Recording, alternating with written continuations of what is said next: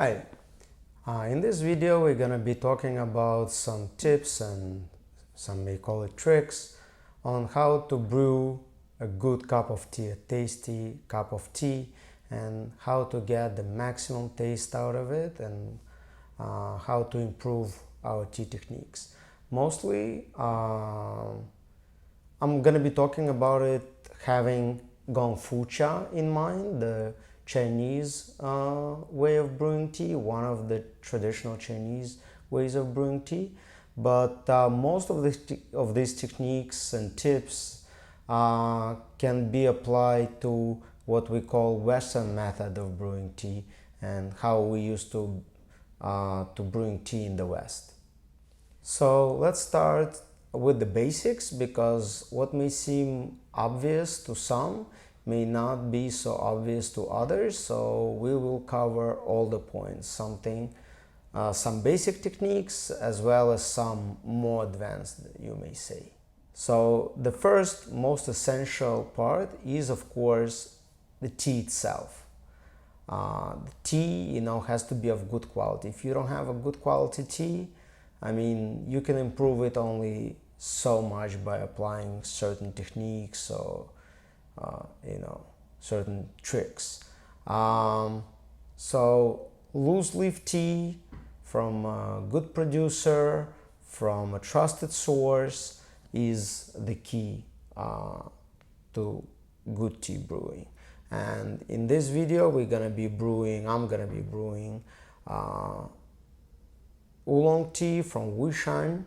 It's Shunjingui, and it's a very good tea, with complexity, with full body, with a good mouthfeel, with a good aftertaste, and all of these aspects are very important in tea. They should be present. All of these aspects should be present. The second most important, most essential part of any tea is water, because tea is, for the most part, consists of water. So if you don't have a good quality water, you're not gonna have good cup of tea. Even good tea, even excellent tea, can be totally ruined by bad water. So ideally, water should be neither too soft nor too hard, and it should have good taste, good aftertaste. So just pick water that you like the most, that you like the taste of, and brew with that water. I'm not in favor of bottled water because I don't think it's environmentally friendly. There is lots of plastic and everything used to produce bottled water, but you should have like a good filter, either built-in or any other portable filter, wherever it is. Just make sure that the water that you use for brewing tea is the water, the taste of which you really like and enjoy. Another very important aspect, another very important variable in making good cup of tea is the right water temperature. That's why I use a variable water temperature kettle, and I'll explain to you why. For example, if you feel that green tea is too bitter, is because the water that you use for brewing it is too hot, because hot water brings out tannins that are responsible for this bitterness in tea. So if you will lower the temperature of the water, you will get a better cup of tea. Also, the right temperature of the water will ensure that you will get all the necessary notes out of the tea. Everything in tea is up for testing and up for personal preferences, and you should be constantly playing with all the variables and testing what works for you, what doesn't, and nothing is written in stone. However, the consensus on most teas is that for green tea you use water of about 175 degrees Fahrenheit. For white tea is around 180 degrees Fahrenheit. For yellow tea is about the same. For black tea is what we call in the West what's called Hongcha in China, which literally is red tea, is around 195 degrees. For oolong teas, it's anywhere from 195 degrees to boiling water. For pu'er, most people use boiling water. So there are this, like already established optimal water temperatures for certain teas, and while you should not adhere to it like fanatically, but you should be playing, around these ballparks. It is also very important to get the right tea leaves to water ratio. And I would say once again, it's up for testing. You should be testing for yourself. Every tea is different, and some teas are weaker, some teas are stronger, some teas, have more body, less body. So you should be testing and playing with it.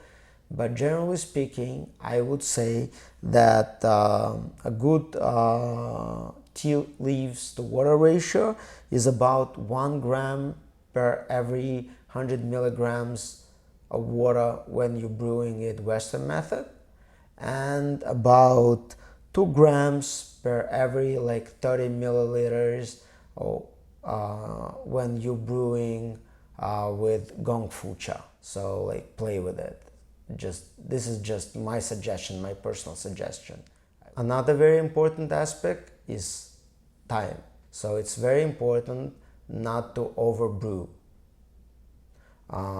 Because when you overbrew, the bitterness comes out, the astringency comes out, and all the undesirable elements. If you underbrew, then the tea is not going to be tasty enough, it's not going to be potent enough, so it's a waste of tea. So with Ganfucha, every tea is different. I suggest you start with as little as like few seconds for the first brew, and add like 5-10 seconds to every consecutive brew. With Western method, when brewing Western method, I would say for the most teas you should be brewing anywhere between 3 to 5 minutes. So it's very easy to set up a timer, like you put it on like 3 minutes, you click on start, and you start brewing, and this way you will not forget to decant your tea once it's brewed. So it's very important to warm up your teaware before brewing tea.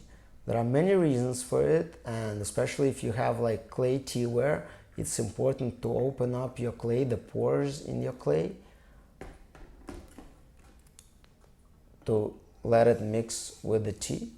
But even if your teaware is not made of clay, if it's glass or porcelain, porcelain is also clay, if it's glazed, you still should warm up your teaware, at least for the reason that you want to control the temperature of the tea. And for that reason alone, you should do that, but there are many other reasons as well. So you warm up your teaware, you start with your teapot, and then you go for your chahai.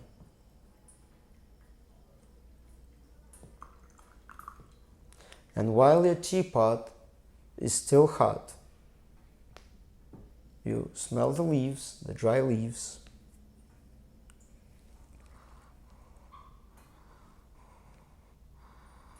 Remember how they smell. And then you gently put it in your teapot and let the leaves warm up a little. Just make sure there is no water remaining in the teapot at this point, that everything has been decanted already, and let the leaves warm up a little with the steam from a hot teapot. This way you will ensure that the tea will get accustomed to the hot temperature, and it will not get shocked when you put like really hot water over it. So warm up your cup, warm up your filter, warm up your teapot, just in case, so he doesn't feel left out. And if your teaware is clean enough, you don't have to waste this water. You can reuse it, because why waste something? Should be mindful of this. And now, after a few minutes, after a few seconds, couple of minutes, just smell the tea, see how it will open up.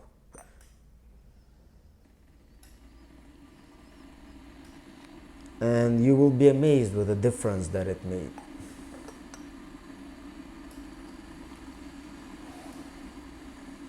So really it's a different smell from a dry teapot, from just, spending a couple of minutes in a dry teapot.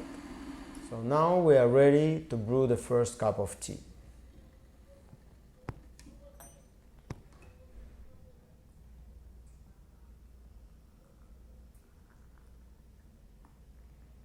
Don't pour the water from up high, because you don't want it to cool off, not while you're brewing. And for the first brew, let it stay just for a couple of seconds. Do not overbrew it. Of course, for each person the taste is different, but I suggest that you do not overbrew it. Now you can pour it from up high to let the tea aerate a little bit and to let it cool off a bit.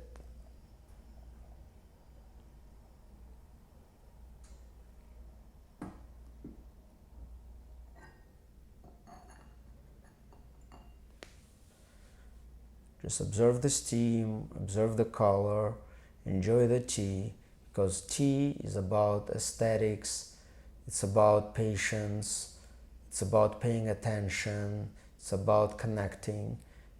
All of these are also very important aspects of tea brewing. Don't forget about your teapot and pour some tea for yourself. Now, don't make a mistake. Don't drink the tea while it's still too hot, because when the tea is too hot, you will not feel the taste. Your tongue will not be able to tell all the notes. So let it cool off a little bit. Don't let it, get all too cold, but let it cool off a little bit, so you will be able to recognize the taste of what you're drinking. Cheers. So if you taste the tea and it came out a little bit too bitter, then what you can do is to lower the water temperature for the next brew. Let's say, make it 10 degrees cooler. You can do that. And as we said earlier, because of tannins and everything, it will take off some of the bitterness. But let's say it doesn't work either. What you can do is you can do pulling. What pulling means is that you just go from one vessel to another, and this I suggest you do from a little bit up top, and you let the tea cool off. That's one thing that you're doing. You let the tea aerate. That's another thing that you're doing. So by introducing air, oxygen into tea, you take off some of the bitterness. And you can do it as many times as needed to let it cool off a little, to let it aerate a little, and hopefully it will take off some of the bitterness of the tea. Let's see.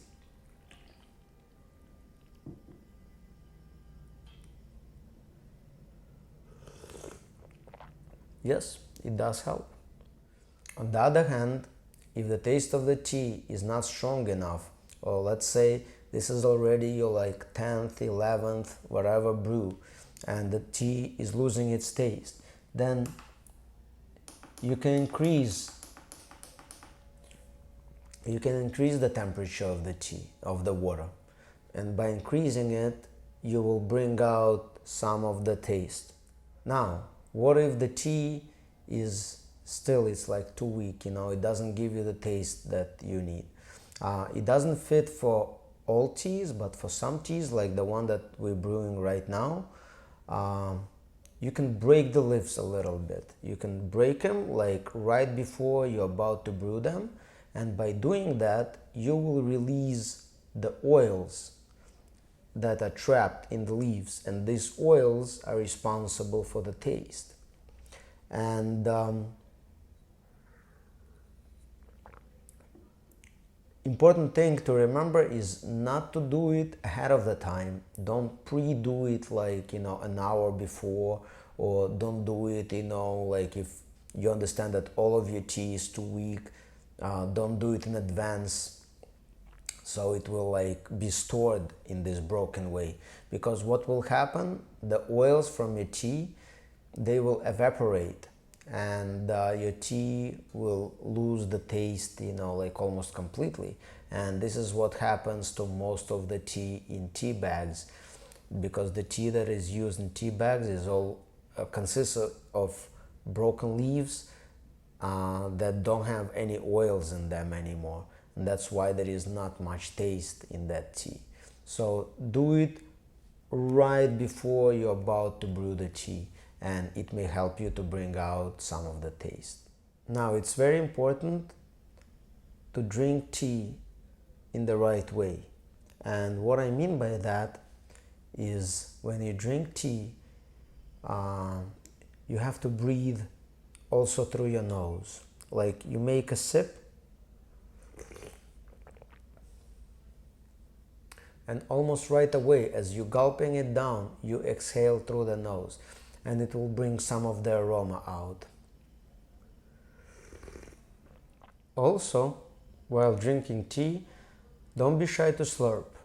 I know that in the West it's considered rude to slurp, but in the East it's the other way around. It's considered rude not to. And when you slurp, you also take in air while drinking tea, and it also helps to open up the taste. Also, it's very important to listen to what you feel, to take time and to listen to the tea, to feel the finish, the aftertaste, to recognize the mouthfeel, to look for these notes, to pay attention to your feelings. And just gulping tea, like by gulping tea, you will have just a simple cup of tea. By really listening to it, by giving it time, by recognizing your feelings, you will get something amazing out of it. You will get a different experience. The material of the teaware out of which you're drinking tea or brewing tea in also affects the taste of the tea. Each tea is different. Green teas, they are favored for their high notes, for their bright notes, for this grassiness, for the sharpness. White teas for the mellowness, sweetness. Red teas, black teas, what we call black teas also, and high notes are not preferable in them. Oolongs, there are floral notes, there are sweet notes, fruit notes, etc., etc.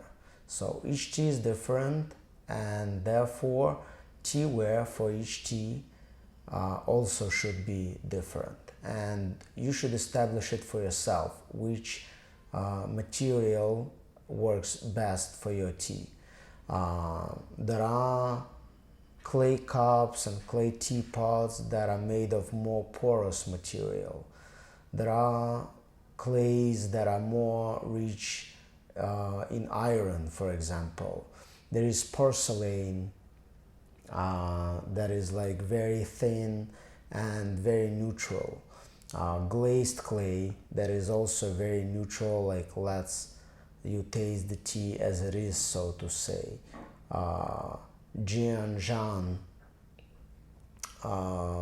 clay, a glaze that is like very rich in iron, more porous clay, and so on and so forth. So what I suggest you do is that you brew a tea and you pour the same tea into different teacups. Just line up your teacups, pour the same tea, the same brew into different teacups, and see how each material affects tea differently.